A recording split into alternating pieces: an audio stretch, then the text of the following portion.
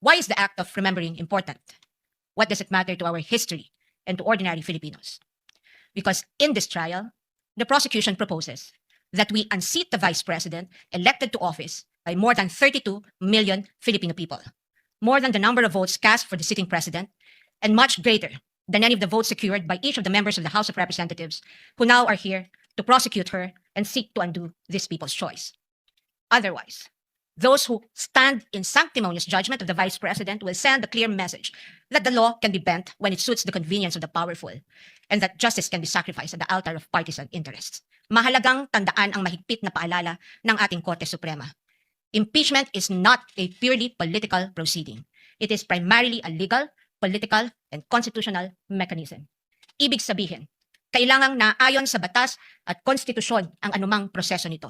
Higit sa lahat, ang anumang paglilitis ay kailangang naayon sa itinatakda ng ating batas at konstitusyon at hindi lamang sa kagustuhan ng iilang may hawak ng kapangyarihan. And lastly, Your Honor, this is consistent with the Senate rules on impeachment because the senator judges, the honorable senator judges, Your Honor, will be voting on a per-article basis after the conclusion of the trial of this impeachment case, Your Honor. The chair will respond unless the counsel for Of the lead prosecutor. But before I give my comment, may I just clarify if the lead prosecutor is now making a motion to arraign the respondent accused.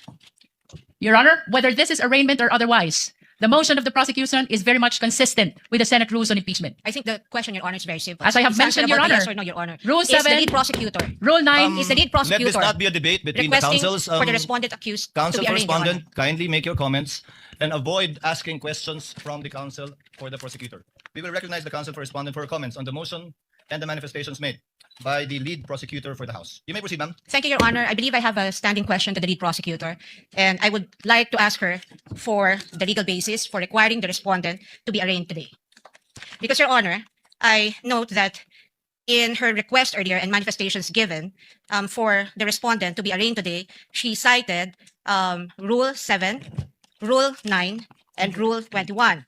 However, in Rule 7, it very clearly states that if the person impeached after service shall fail to appear either in person or by counsel on the day so fixed, or appearing shall fail to file his answer to such articles of impeachment, the trial shall proceed nevertheless as upon a plea of not guilty. Well, this rule is clear. It does not talk about any arraignment. And if you take a look at this sentence, everything here has been satisfied. The respondent accused is here, has attended through counsel. She may not be in person, but the notice given to the defense is that she may appear through counsel. Second thing is that the respondent accused was also able to file her answer. And so Rule 7 does not support the request of the lead prosecutor that the respondent accused be arraigned today. Now, on the matter of Article 9, counsel also say that the person impeached shall then be called to appear and answer the articles of impeachment against him or her.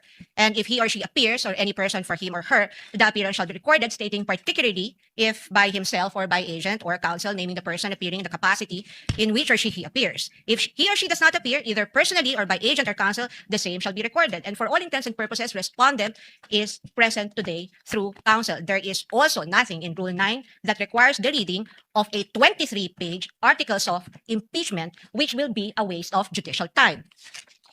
Finally, under Rule 21, Your Honor, may I just correct the manifestation earlier by counsel, because it would seem to me, unless a reading of the transcript would say that I'm mistaken, but I seem to have heard the lead prosecutor claim that the voting on the articles of impeachment will be per article. Well, that's true, but the first sentence of Rule 21 says, the trial of all the articles of impeachment shall first be completed before the senators vote on the final question on whether or not the impeachment is sustained. Now, honestly, I do not see how Rule 21 is related to the motion now being requested or propounded by the lead prosecutor. And at any rate, Your Honor, given that the respondent is represented by her counsel today, and this is consistent, her appearance is consistent with the notice given and in accordance with the rules on rules of procedure of this court, then we can enter her plea on her behalf. The arguments of the parties are duly noted. Chair will now make its ruling. The articles of impeachment were deemed read and spread into the records when it was referred by the Senate to the Committee on Justice for the proper issuance of summons. And a plea of not guilty will only be entered in accordance with our rules in behalf of the Vice President if she does not file an answer. But in this case, she has filed an answer and in fact has appeared through counsel. Insofar as the reading of the articles of impeachment is concerned, it will be done at the final resolution of this case when it is put to a vote by the senator judges, where each article of impeachment will be read before a vote shall be taken thereon. For those reasons, the motion is denied, and the lead prosecutor, Representative Luistro, may proceed with her opening statement. Kindly be mindful of the clock, and before recognizing you, ma'am, may I remind the counsels for the parties to kindly address the chair with respect to anything and everything they want or wish to say before the court, and not to address each other. The lady may proceed. Representative Luistro, you're recognized, and you have 15 minutes for your opening remarks. We thank the court, Your Honor. Mr. Presiding Officer, the Honorable Cheese Escudero, the Honorable Senate President, Honorable Win Gatchalian, sa atin pong mga kagalang-galang na Senator Judges, mga minamahal na kababayan, sa loob ng bulwagan o sa labas man, mga nakatutok sa telebisyon, sa cellphone o sa radyo, sa ang sulok man ng mundo, kayo naroroon. Maraming Pilipino ang nagtatanong ngayon, bakit mahalaga ang paglilitis na ito?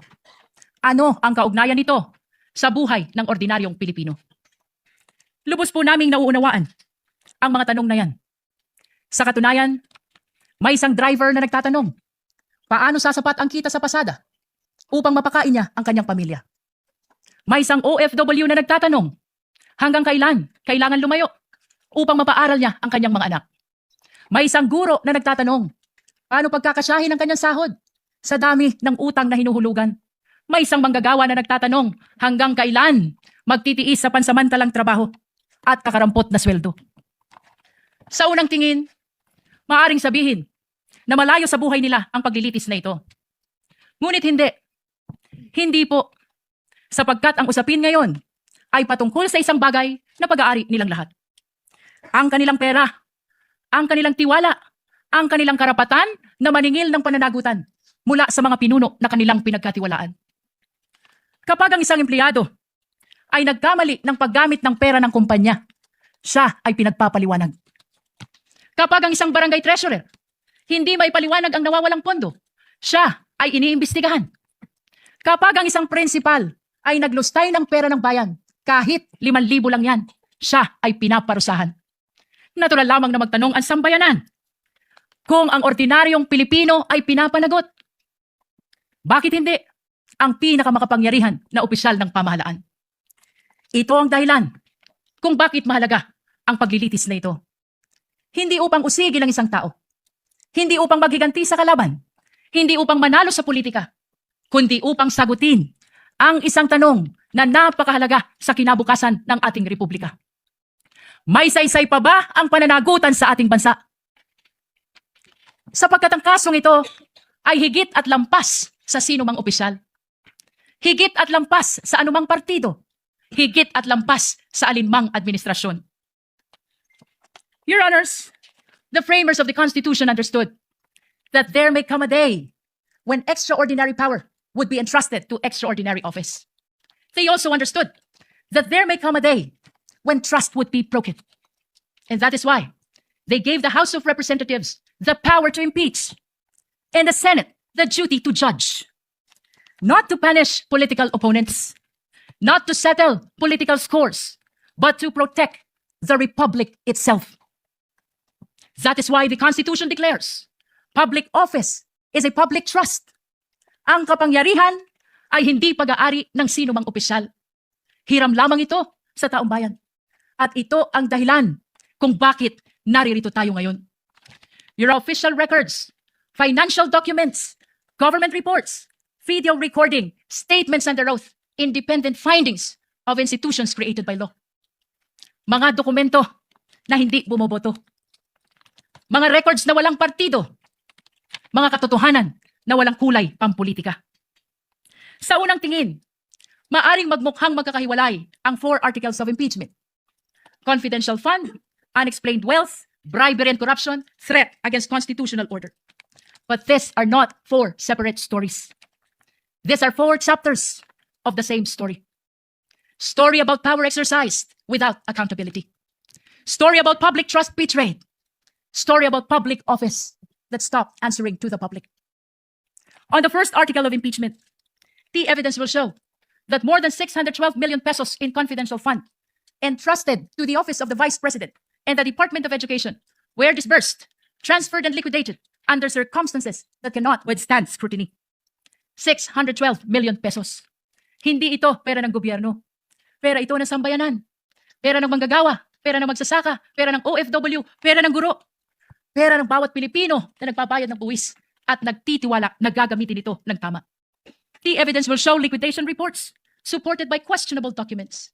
The evidence will show acknowledgement receipts bearing names government records could not verify. Names that transformed accountability into a mockery. Pananagutan na naging kalokohan.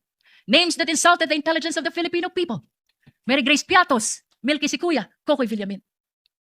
On the second article of impeachment, the evidence will show financial transactions involving billions of pesos associated with the respondent and her husband. Billions. Hindi milyon, bilyon. At habang milyon-milyong Pilipino ang nagtratrabaho at nag-iipon buong buhay upang magkaroon ng sariling bahay, makapagpaaral ng mga anak, magkaroon ng kaunting seguridad para sa pamilya. Aba, bilyon-bilyong piso ang dumaan sa mga bank accounts na hindi may paliwanag ng maayos. This article is not about wealth. This is about accountability. This is about explanation. If wealth was lawfully acquired, where is the lawful explanation? If transactions were proper, where is the complete accounting? If numbers truly add up, then why do they refuse to reconcile? On the third article of impeachment, the evidence will show bribery, graft and corruption through the distribution of cash payments and monetary gifts to officials under the supervision of the respondent. This article is not simply about envelopes. This is about institution. This is about whether loyalty was purchased rather than earned. Government cannot function if loyalty is purchased instead of earned. Kapag nabibili ang katapatan, nawawala ang integridad.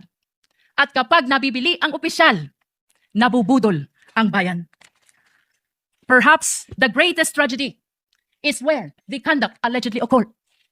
In the Department of Education. Tama po sa DepEd. The institution entrusted with teaching future generations honesty, responsibility, integrity. On the fourth article of impeachment, the evidence will show culpable violation of the Constitution. High crime, betrayal of public trust through conduct that threatens constitutional order. Among all allegations before this court, none strikes more directly at the heart of constitutional order than this one. Ito na po ang pinakamatindi. And unlike in many cases, which depends upon competing accounts, this evidence comes substantially from the respondent's own recorded public statements. The court will see them. The court will hear them. The court will judge them. Public officials may disagree. We may criticize one another. They may compete fiercely for power. That is democracy. But democracy ends when violence begins. Sa kasaysayan ng ating republika, Constitution provides many means on how to resolve political conflict. Election, legislation, public debate, judicial review, and even impeachment. But it does not permit threats. It does not permit violence. It does not permit people entrusted with power to place themselves above constitutional restraints. Your Honors, at the center of this case lies a simple question, perhaps the most important to any republic. When the people entrust power to a public official, does the public official remain accountable to the people, or do the people become accountable to the public official? The Constitution's answer is very clear. Power belongs to the people. Public office is merely borrowed, and every borrowed power carries with it the obligation to account for its use. If a barangay treasurer must account for public fund, then so must the vice president. If an ordinary public servant can be investigated, then so can the highest officials of the government exist only for the weak. That public office grants immunity against accountability. Your Honors, this is not the republic envisioned by the Constitution. This is not the republic deserved by the Filipino people. Therefore, the prosecution asks only this. Look at the evidence. Listen to the witnesses. Examine the records. Follow the evidence wherever it leads. Judge this case, not by politics, not by popularity, not by fear, not by loyalty. Judge this case by the Constitution. Judge this case by the evidence. When the Constitution called, future generations will not ask how powerful the respondent was. They will not ask how loud the political debate became. When the Constitution called, did the Republic answer? Your Honors, this is that moment. This is the moment the Constitution anticipated. This is the moment when accountability must mean exactly what it says. This is the moment when public office must truly remain a public trust. This is the moment when the Republic must demonstrate that laws are applied equally to the powerful and the powerless alike. At matapos marinig ang mga saksi, matapos masuri ang mga dokumento, matapos matimbang lahat ng ebidensya, ang prosekusyon ay naniniwala at naninindigan. Isa lamang ang maliwanag na konklusyon. Ang tiwalang ipinagkaloob ay nilabag. Ang kapangyarihang ipinahiram ay inabuso. At ang konstitusyon mismo ang humihingi ng pananagutan. Amid the clarity of the mandate of the Constitution, political noise continues. Political squabbles continues. Political division continues. Please, let me conclude. Salus populi est suprema lex. The welfare of the people is the supreme law. Thank you, Your Honor. The opening remarks of the prosecution through the lead counsel is duly noted. Opening remarks for the respondent. Counsel for respondent has 15 minutes, and we will give you the same latitude we gave counsel for the prosecution for an additional 3 minutes, should you so need it. You may proceed, ma'am. Thank you, Your Honor. Your Honors, fellow Filipinos, good afternoon. As we begin today the impeachment trial of the Vice President, and in the days ahead, this court will undertake its constitutional task of receiving and weighing the parties' evidence, and ultimately to decide whether these pieces of evidence justify either a judgment of conviction or acquittal, guided only by its members' conscience and their solemn oath to do impartial justice. The present undertaking of this court, therefore, not only carries the weight of the Constitution, but also the imprint of our nation's history, because the Filipino people have shown that they never forget. We, as a nation, never forget. But why is the act of remembering important? What does it matter to our history and to ordinary Filipinos? Because in this trial, the prosecution proposes that we unseat the Vice President elected to office by more than 32 million Filipino people, more than the number of votes cast for the sitting president, and much greater than any of the votes secured by each of the members of the House of Representatives who now are here to prosecute her and seek to undo this people's choice. Sa makatwid, ang malinaw na layunin sa likod ng mga paratang na ito ay ang pagpapatalsik sa isang vice-presidenteng inihalal ng mahigit 32 milyong Pilipino at bunga ng kanilang malayang pagpapasya. Whatever one's political persuasion is, the reality is that the prosecution now comes before this court to remove a vice president chosen by an overwhelming number of the electorate. You all have heard the prosecution say repeatedly that this is because they seek accountability, that the people have a right to hold their leaders accountable. This is not a matter of debate. Indeed, the people have a right to demand accountability from their leaders. What we have yet to hear from the prosecution, however, is this. When the Constitution declared under Section 1, Article 11, that public office is a public trust, and that public officers and employees must at all times be accountable to the people, serve them with utmost responsibility, integrity, loyalty, and efficiency, act with patriotism and justice, and lead modest lives, the Constitution does not only speak to the Vice President. It also demands the same standards from the prosecutors. Being public officers themselves, the public prosecutors and the members of the House of Representatives are also held to the same constitutional standard. And so we must remember what history tells us. This is not the first time that members of the House of Representatives have attempted to remove the Vice President, and in a manner not compliant with the Constitution. In a July 2025 decision, the Supreme Court unanimously declared in Duterte versus House of Representatives, GR numbers 278353 and 278359, that the impeachment proceedings in the House of Representatives were tainted with grave abuse of discretion, rendering the articles of impeachment that the House transmitted last year to the Senate as void ab initio. Early this year, the Supreme Court unanimously denied with finality the House of Representatives' motion for reconsideration of that decision, with a reminder that while impeachment is a powerful democratic process to call out corruption and grave abuse, impeachment can be abused, and that impeachment should never be abused to maintain the hegemonic dominance of greed by shaming those who occupy high government positions into preventing them from doing what they were sworn to do. But perhaps the most enduring reminder of the Supreme Court that we must not forget in the entire course of this trial is that, in the words of the court, the rule of law that does justice is our lodestar, and that justice includes accountability. Justice includes fairness. Without fairness, there is abuse.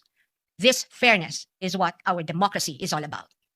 It is in light of these reminders that we draw attention to certain fundamental legal principles that we think we must not forget throughout this trial. Mga batayang prinsipyo na dapat nating tandaan sa buong panahon ng paglilitis na ito, anuman ang ating kulay o politika. If we are to be true and honest to our proclaimed values, such as the pursuit of accountability, justice, and integrity in our system of government, then we must remain possessed of an unyielding resolve to ensure that the trial and judgment in this case are done in accordance with the command of the Constitution, the majesty of the law, and the discipline required by the rules. Otherwise, those who stand in sanctimonious judgment of the Vice President will send a clear message that the law can be bent when it suits the convenience of the powerful, and that justice can be sacrificed at the altar of partisan interests. Mahalagang tandaan ang mahigpit na paalala ng ating Korte Suprema. Impeachment is not a purely political proceeding. It is primarily a legal, political, and constitutional mechanism. Ibig sabihin, kailangang naayon sa batas at konstitusyon ang anumang proseso nito. According to the Constitution, it is the Senate that shall have the sole power to try and decide all cases of impeachment. This power is not shared. The Constitution gives no other body, department, tribunal, agency, or a mere committee of any of these institutions the power to try an impeachment case. The House merely initiates, the Senate tries. Yet, we have seen the Committee on Justice conduct what its chairperson, the lead prosecutor in this case, described as a mini trial, which, as we all had witnessed, became a vast fishing expedition of alleged evidence that were not even part of the impeachment complaints under its consideration, and which the respondent accused was made to answer. In that mini trial, we saw how the purported pieces of evidence were curated to construct a narrative against the Vice President even before this case reaches trial. The articles of impeachment presented before this court as an exercise of the House's power to initiate impeachment cases are therefore, in sober truth, the product of an impermissible intrusion of clear constitutional boundaries. Over the course of the impeachment trial, the prosecution will attempt to convince this court and the court of public opinion that the allegations in the articles of impeachment are supported by materials they obtained during their mini trial and that evidence exists to sustain a judgment of conviction. They will claim that the notices of suspension and disallowance issued by the COA and the COA decision denying the Vice President's appeal of that disallowance support their accusations, with the release of that decision by the COA conveniently timed and coinciding with the committee hearings. They will claim that the certifications of the PSA confirm their allegation that recipients of the confidential funds do not exist, even though they listed one Mary Grace Piatos in their pre-trial brief as among their witnesses, or that the liquidation of the confidential funds in a span of 11 days was allegedly swift as to invite suspicion. The prosecution will assert that the supposed NBI findings of similar signatures across a number of acknowledgement receipts submitted to the COA are supportive of their conclusion that the disbursements of the confidential funds were irregular.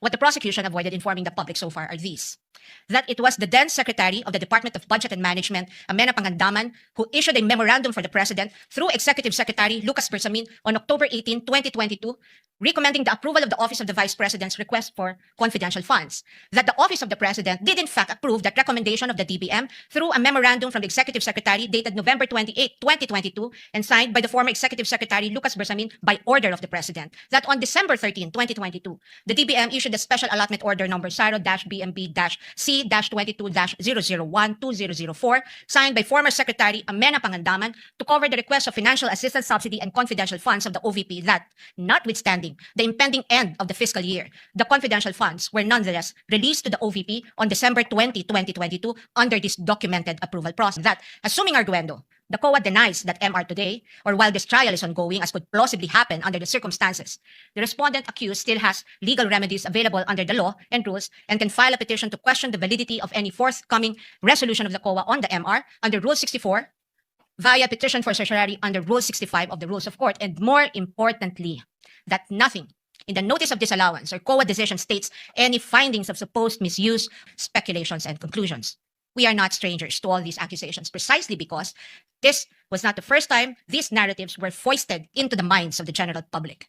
We have heard the same tales and stories of these accusations since 2024, when the House conducted its Quadcom hearings and most recently the mini trial of its Committee on Justice. But what we must not forget amid all these accusations is the fundamental legal principle that the burden of proof never shifts. The burden of proof never shifts.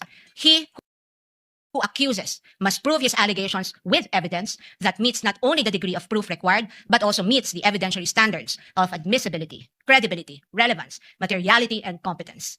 We therefore should not lose sight of the core principle that the burden of proof is on the prosecution, and unless it discharges that burden, the accused need not even offer evidence on her behalf, and she will be entitled to an acquittal. This is the law then. This is the law now. And the underlying principle for this burden of proof is simple. Under our Constitution, every accused is presumed innocent until proven otherwise. An accused has in her favor the presumption of innocence, which the Bill of Rights guarantees. This also brings to fore the reality that, in the words of the Supreme Court in People versus Pagal, the individual citizen is but a speck of particular molecule vis-a-vis the vast and overwhelming powers of government, and his only guarantee against oppression and tyranny are his fundamental liberties under the Bill of Rights, which shield him in times of need. Sa madaling salita, kinikilala ng ating saligang batas na sa bawat paglilitis, ang isang individual ay nahaharap sa malalim at napakalaking makinarya ng buong Estado.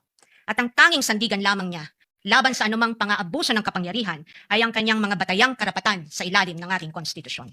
Kaya't mahalagang linawin na sa gitna ng pagtatangkang ikondisyon ang kaisipan ng mamamayang Pilipino at sa gitna ng walang humpay na komentaryo sa mga pampublikong espasyo, wala pang maituturing na anumang ebidensya o aligasyon na nagpapatunayan ng prosekusyon sa simpleng dahilan na ang bawat ebidensya ay kailangang dumaan muna sa pagsusuri ng korteng may tanging kapangyarihan sa ilalim ng ating salita. Paglilitis at pagsusuri ng korteng may tanging kapangyarihan sa ilalim ng ating saligang batas. Higit sa lahat, ang anumang paglilitis ay kailangang naayon sa itinatakda ng ating batas at konstitusyon at hindi lamang sa kagustuhan ng iilang may hawak ng kapangyarihan. One might ask, why is it important that we must not forget these basic principles?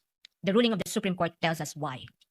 The Bill of Rights applies to the entire impeachment process because in as much as our court recognizes that impeachment is a political process, it reminds us that it is not a purely political process but a legal and constitutional mechanism. Thus, if we are to uphold the rule of law, serve justice, and invoke the accountability mechanism, then this court and we as a people must guarantee that all efforts to hold our leaders accountable must be done right. This we must not forget. I thank the court and the public for the privilege of your time. May God bless our country.